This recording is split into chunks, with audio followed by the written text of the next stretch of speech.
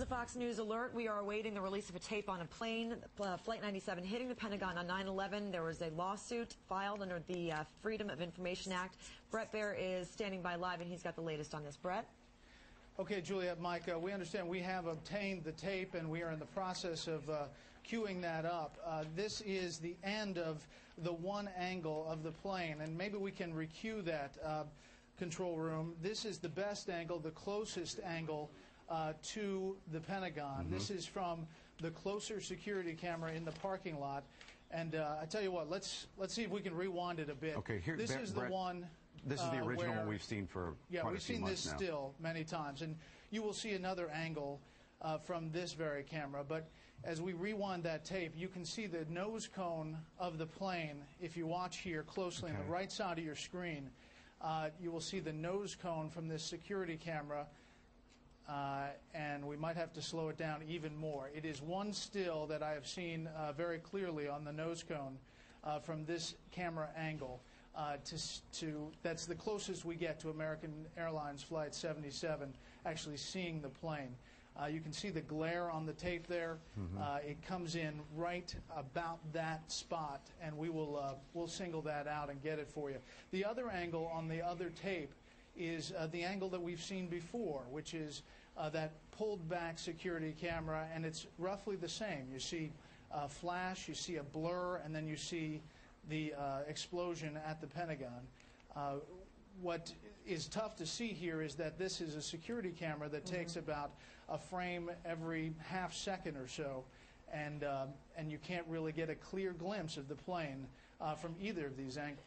Judge Napolitano has rejoined us, and Judge, we're all watching this at the same time, right. And all of us, and including I think a lot of the audience members, are kind of thinking, well, it doesn't look that much different from the original that we saw many, many years ago. Why would they have been holding this back? You know, sometimes people in government are a little too protective of the government, and they forget that we all have the right to know what the government's doing.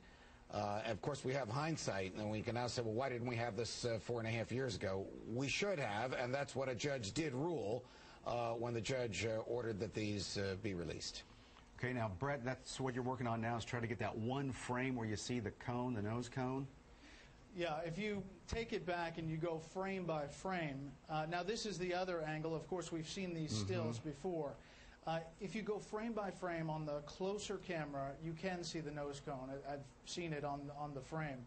But again, overall, this is underwhelming for somebody who watches this, because we've seen this angle before, just haven't seen this many frames of it.